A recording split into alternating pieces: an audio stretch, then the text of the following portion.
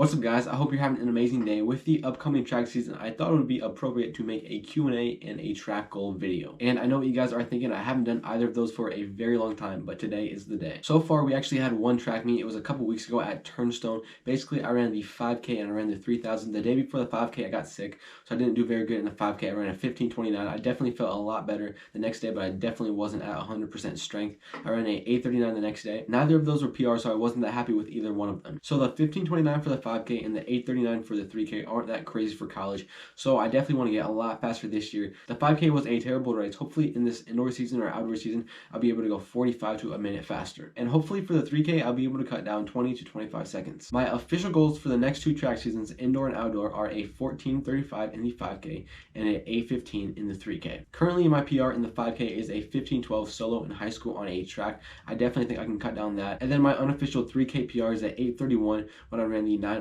my junior year in high school. So I definitely think my goals for those two races are attainable. So far, I haven't created a goal for the mile, but I did create a goal for the 1500. I want to run a 350 or under for the 1500. My best is a 357 en route to my 414 for the full mile. I think if that race was a 1500 meter and I could kick 100 meters earlier, I would have ran a 354 or something around there. Now that you guys know my goals for the next two track seasons, we're going to hop into the Q&A.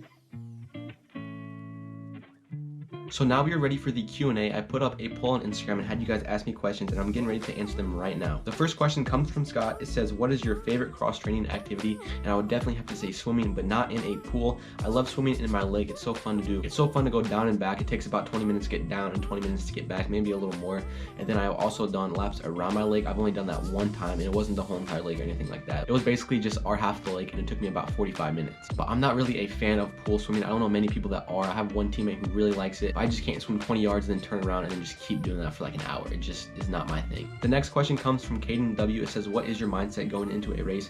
And basically it changes over time. It depends on how important that race is. Like if it's a state meet, then I'm super focused. If it's something else, then I try not to think about it too much. The next question came from Montez. It says, what made you start running? And basically in third grade, I think my gym teacher saw me running. He asked me to sign up for the mile that we had, and I ended up getting like third place or something, but I was first for my grade by a long time. The next year I did the same thing. I won the next year. I broke the school record. Actually, I think it was like 5:53 as a fourth grader, and then I broke the school record again my fifth grade year, and it was 5:26. So that was all basically for my elementary school. And then my fifth grade year, after I ran the 5:26, there's actually local races between the other schools that I signed up for, and I got second place with this kid named Santiago, and it kept happening, and I kept getting second place. And then finally at the end of my fifth grade year, I finally beat him, and that's pretty much what blossomed me into the runner that I am today. I think losing all of those races to Santiago is what gave me my drive. And finally, the last question comes from the Little Irishman podcast.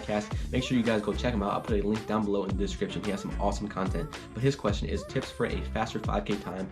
And basically my biggest tip is to run enough. And what I mean by that is I've had a lot of races in the 5K where I wasn't putting in enough miles the weeks before, and I felt terrible. I felt like I could barely finish the race. I remember my first race, my senior year of high school, I was only like 40 miles a week. In my first 5K, I barely made it through.